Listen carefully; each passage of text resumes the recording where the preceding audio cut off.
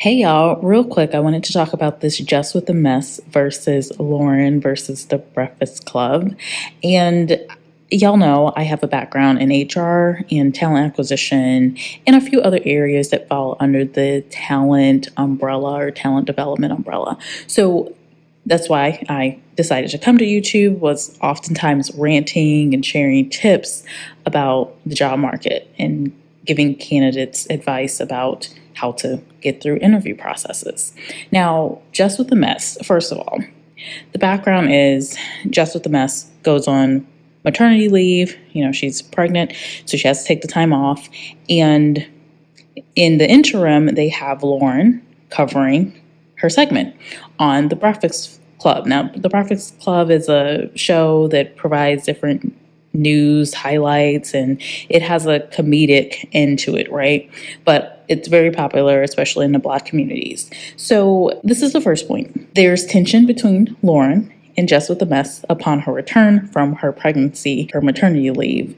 And now people are talking about the controversy. Jess with the Mess has come out to talk to people saying that, hey, she has no real problem with Lauren. It's just that it feels awkward, right?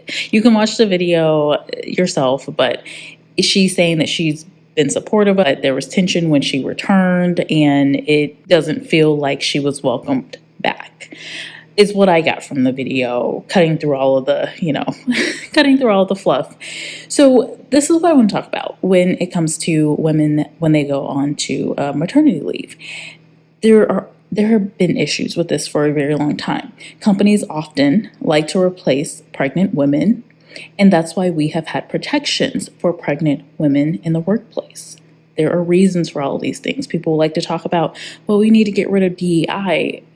Y'all need to understand what comes with that. There are just a ton of protections that if companies didn't have to do it, they wouldn't. A lot of companies, a lot of workplaces, a lot of small businesses, you name it, entertainment spaces, they would treat people like trash even more than they do now in certain companies. There are certain places that treat you well, many places that treat you terribly.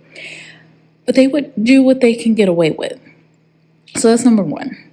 That's always going to be a cautionary situation for women when you have a job, you're working for someone, and you take a maternity leave. Some people, you've seen in some videos I posted here, they're getting quote unquote terminated in a roundabout way.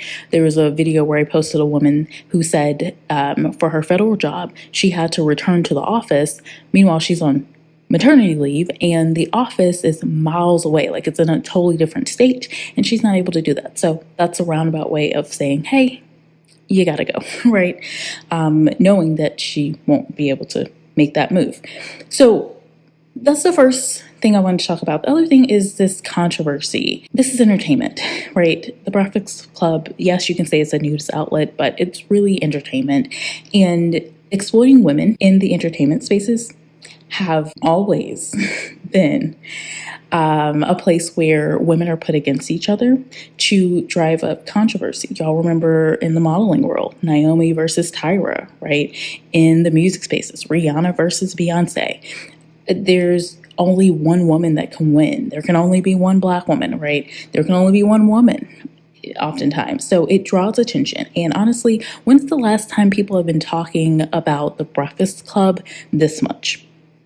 I'll wait. They don't.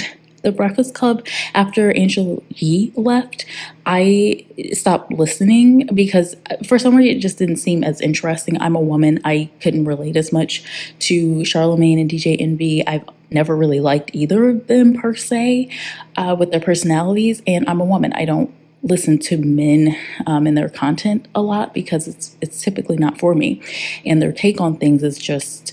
I may listen from I want to know what they're saying, but I'm not listening from I like what they're saying and this is enjoyable type of thing.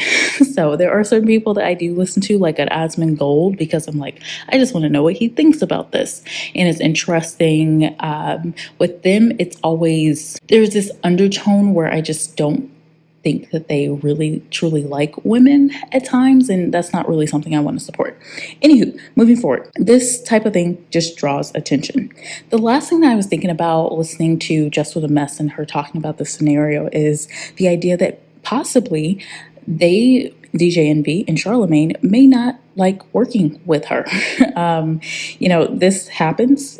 There are times where maybe in an entertainment world, someone doesn't want to pay out your contract and push you out in that way, but they may want to manage you out. And we've talked about managing people out on this channel a little bit. You can go back to earlier videos where I was talking more about job-related topics. But, two things. One, people like to manage folks out that they don't like or they don't feel is really the best person for the role for any reason, right? And then the other thing is I heard that Loren knew Charlemagne and they had some sort of relationship. So, people like to take care of the people that are in their circle, right? They will take care of their own. And so if that means pushing one person out to make sure that another person that they know and like has that job, people will do that, and they'll do it in whatever way they need to do it. So those are my thoughts as someone that has worked in the HR space for a while, right? In the talent space, I've seen these type of things play out. And I would say a message for women is that you always have to have these contingency plans, especially when you are planning to take maternity leave. Even though we do have these protections, there are protections that are changing, right? Or we're realizing that you don't have as many protections as you used to have.